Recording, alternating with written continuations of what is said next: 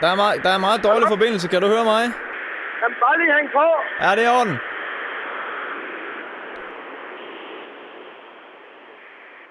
Hjælp det. Ja, det hjalp meget. Goddag. Nu skal du høre, jeg hedder Claus Mikkelsen. Jeg ringer fra Reno Djurs. Ja. Nu skal du høre, vi har haft et lille uheld i dag, det er derfor jeg ringer til dig. Okay. Vi har haft en ny mand ude og hente noget skrald ved dig. Ja. Og han har ikke helt kunne styre renovationsvognen der, så han er simpelthen kommet til at bakke ind i din bil. Okay. Hvad er det for en bil? Så vidt jeg er orienteret, så er det en BMW. Ja. Han er simpelthen, han har været ny på ruten der. Han har haft nogle problemer, så han er simpelthen kommet til at bakke ind i den. Og det synes jeg jo lige, vi vil fortælle dig. Okay. Men vi må jo lige finde ud af et eller andet. Ja. Vi har kigget lidt på det, og egentlig mener vi ikke, at det er noget, vi skal gå ind og betale. Men jeg håber, du selv har en forsikring. Skal I ikke betale det? Nej.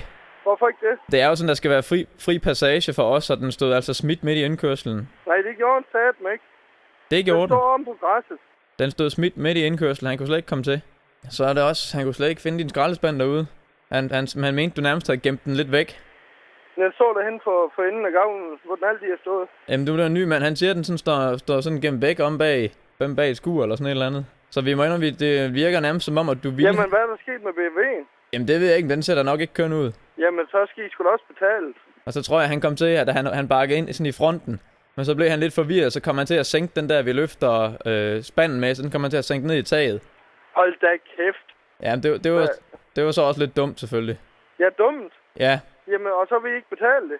I hvert fald ikke, at vi bakker ind i den der, nej, fordi det er nærmest som om, du ville have, det skulle ske, når du gemmer din skraldespand. Hold nu kæft, hvad er det for noget pis at fyre af? Du stiller jo bilen midt i gården. Du gør det, ej. Den stod nærmest smidt der, nærmest i en lige linje mellem, hvor vi kommer Den ind. og står op på græsset. Har I bakket op med en lastbil op på SF-sten og alting? Jamen, det vil jeg så ikke lige. Det må I jo have gjort. Jeg har ikke, så langt er jeg ikke kommet. Men så synes jeg, du skulle køre ud og kigge, og så ringe til mig igen. Jamen, det har jeg sgu ikke lige tid til nu. Nej, men så skal jeg hente dig. Nej, tak. Jeg kører selv.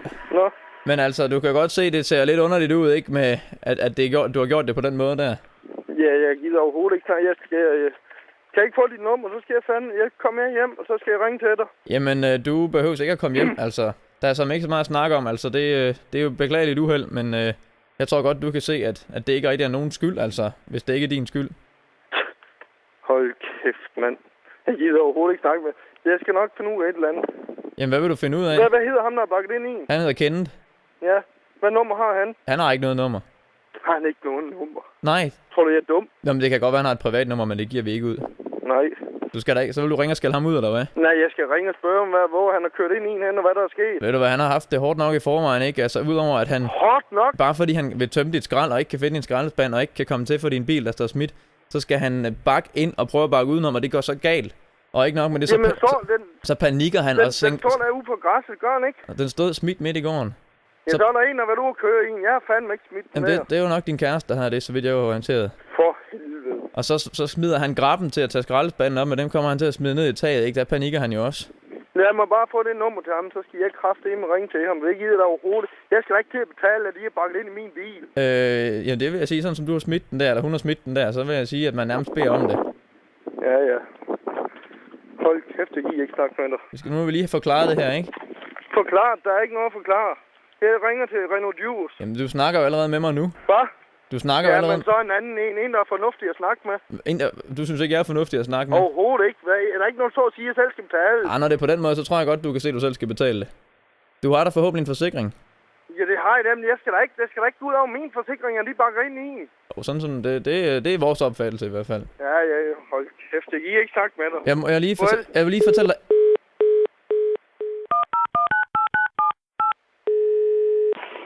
Ja. Ja, det er mig igen. Der var lige en ting, jeg skal fortælle dig, inden du lægger på i hvert fald. Hvad så? Mit navn er Anders Bunde, og det her det er en telefonjoke. Du er i radioen lige nu. Det er løgn. Det er sgu rigtigt, Ulrik. Nej. Du bliver da lidt halvgal. Jeg er gal. Det kan jeg sgu godt forstå. For helvede, mand. Sådan. Tænk mig, at du får et fjols, så ikke kan betale min bil, hvis du har bakket ind i. og sænket graben ned i taget ved et uheld. Hold kæft. Ej, der fik hun mig sagt det med.